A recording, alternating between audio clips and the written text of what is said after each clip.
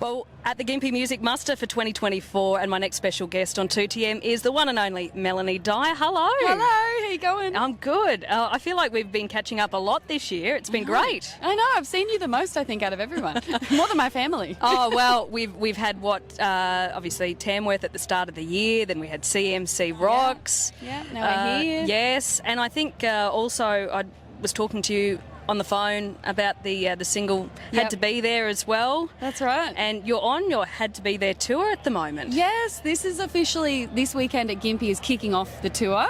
And then from next weekend, we are on the road all of September and then October as well. And we're going to Tamworth. Yes, I did see that, which is exciting. Moonshiners. Moonshiners, it's Friday. I think it might be the 6th of September. I should know that. Whatever the Friday is, the second week of September, we'll be at Moonshiners. And I'm so excited, but it's so weird to think of going back to Tamworth not in festival, like full swing. So I'm kind of interested to see how the town is and what it's like when we're not at the Country Music Festival. And I mean, when you plan a tour such as this one, what is the process that goes into picking where you go and where you hold your shows?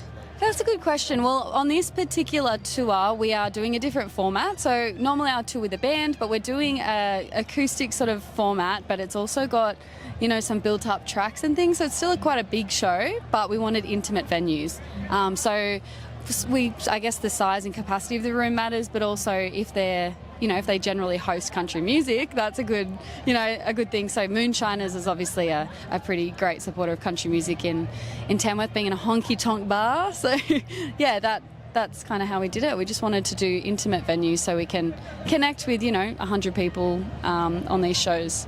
Yeah, I think at CMC Rocks, I remember seeing you on stage. I think it was the tailgate. Was it the tailgate sessions? And it was just an acoustic sort of stripped back. Yeah, the Saturday morning.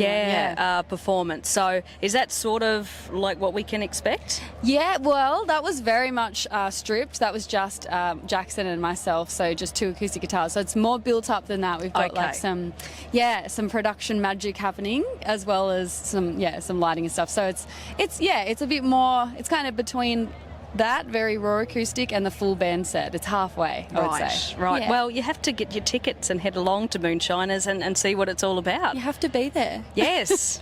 So you can tell your mates about all the fun times you've had. And I mean, fun times are plenty here at the Muster this year. When did you arrive on site? Just last night. Oh, wow. Yeah, so okay. I rolled in, I saw James Johnston, and then I jumped up in Kaylee Bell's set with her, which was so fun.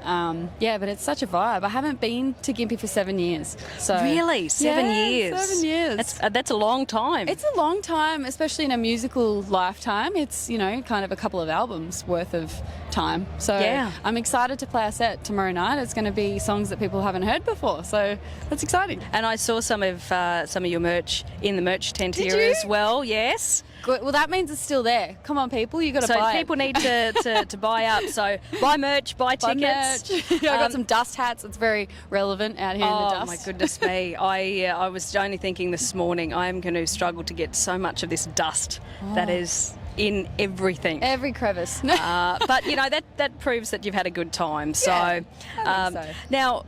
Also, the last time we spoke, I think you were heading over to, was it Nashville? I was, yeah. I was over there for CMA Fest and songwriting, and I recorded my new single over there with Tom Jordan. So he's a part of Seaforth, the duo Seaforth, if you've heard of Seaforth. So he produced that, and it came out on Friday. It's called, congratulations. Yeah, it's called Deep End. Thank you. So tell me about Deep End. What's the story behind this one? Well, I wrote it actually a year ago at CMA Fest when I was there in Nashville last year. So I held on to it for a year and I was sitting with it and I loved it, and I thought, I feel like it is a duet. I feel like I need a male voice on this. Who do I want? Who do I think is going to blend with my voice? And then I was watching Australian Idol and Dylan Wright won, and I heard his voice over and over again, and he's of course in Sons of Atticus as well, and they're playing this weekend, and I thought, he's awesome, I love his voice. So I slid into his DMs and I said, what do you think of this song? And straight away we got into recording it. So yeah, that's kind of the story of how it came to be. Yeah, isn't it funny how times have evolved when artists want to collaborate with each other? I'm sure there's other ways and other forms, but you can just easily just slide into someone's DMs and say, hey, I'd like to work with you on this one. I know, and it's crazy terminology. I wonder if in like 10 years people are going to be like, remember when we used to say slide into the DM? And it's going to be like, oh, yeah. But that's what I did. So you said that came out on Friday. It did, just this Friday. So that you've had a really busy 2024. Yeah, it's been consistent. I think just, you have to keep music out, and I've been lucky to be on, some big festivals. And I think, though, to be honest, from this weekend on, we're gearing up to be the busiest I've ever been, really. So that's awesome. I feel lucky to have the next couple of months coming up and more exciting things to announce soon. But yeah, it's just got to keep going. So obviously for those exciting things to come that you're tight-lipped about at the moment, we can stay up to date on your socials and all of that. Yeah, so everywhere, we're all on Instagram, Melanie Dyer, Melanie_Dyer. And yeah, my website is where you can get Had to Be There tour tickets, so melaniedyer.com.au. I have a go at TikTok, not amazing. Every now and then a viral video pops up and you're like, why did that one blow up and not the one that I'm trying to promote my song? It's always the way, isn't it? It was some random thing that's unrelated to music, but sure, go for it. Do you find that like a part of, it's such like a part of music now, TikTok and social media, and it's constantly sort of this cycle that you have to keep going through with every release, every tour. Is that sort of a side of music that you wish you could just focus on the music, without the socials and everything that comes with that? Yeah, I do see some artists that really thrive in that environment. They love being the kind of influencer. I feel like I do enough to get by with it, but it's not something that does come naturally. It's part of the job. You have to get creative with it and try and make it your own so that you don't feel... so that you feel like yourself, So it's hard to feel like yourself when you're promoting a song and trying to do all the awkward, cheesy things, and it's like, I would never do this, but... you just have to find your little niche, and I feel like with social media I'm finally starting to feel like I can just be myself and do things that, that I would do in real life. So we're all adjusting to that, but I'd love to just be able to focus on music 100% of the time so I could write more songs and not spend it on CapCut editing videos for TikTok, writing your own songs, but also behind the scenes writing for others as well, which it's amazing when you look at how many, song credits you do have to your name, not only as yourself, but for other people.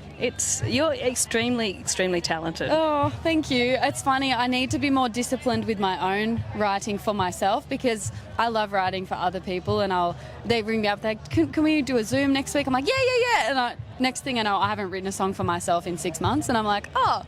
But I love writing for other people because I can get into a different headspace and help them bring their ideas to life. And it's honestly so rewarding to me to hear, for example, last night I walked out here at Gympie and I heard Got It Good on the hills, the main stage, James Johnston, with a sea of, I don't know how many thousands of people. It was overflowing, the crowd. It was crazy. And I had this moment where I actually just turned to the random girl next to me and I was like, I wrote this song. I was like, I feel like I'm proud of that. And she was like, oh my gosh.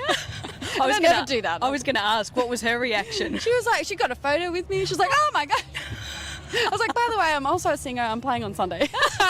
Come and see my show. Yeah. But it's rewarding, and if I just do that for the rest of my life, I'm happy too. It's pretty cool to see other artists killing it with songs I've been a part of as well.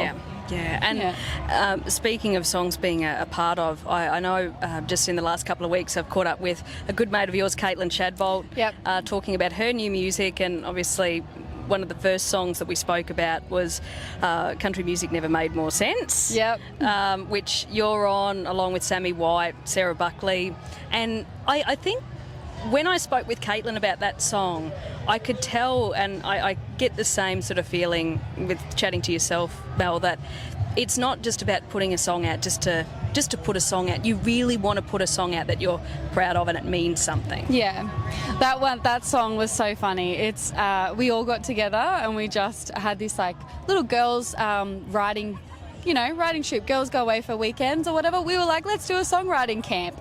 And we just drank cocktails and wrote songs, and we wrote that one around the campfire, and it was so much fun. And I think that song really is just like, it's a time capsule for our friendship and, what we're doing out here. Just country music and having fun. And, yeah, it's all the songs that we release mean something to us. We just hope that they mean something to the listener as well, and people can connect to it in their own way too. Yeah, well, I think the following that you have certainly proves that people connect with your music and all the songs, the songs that you've been behind the scenes and you've penned for others, they obviously resonate with people as well. I can't wait to see you perform live here at the Gympie Music Muster for 2024, and I'll certainly be jumping online and buying my tickets to see you at Moonshiner's Honky Tonk Bar. I think I can hook you up. When you come to Tamworth in September, that is going to be great. So and it will be nice to see you outside of festival, and when you get into town, we'll have to get you in the studio. Absolutely, yeah. If we can make that work. Let's make it happen. Fantastic. Yeah. Well, Melanie Dyer, my special guest here on 1287 2TM live at the Gympie Music Muster.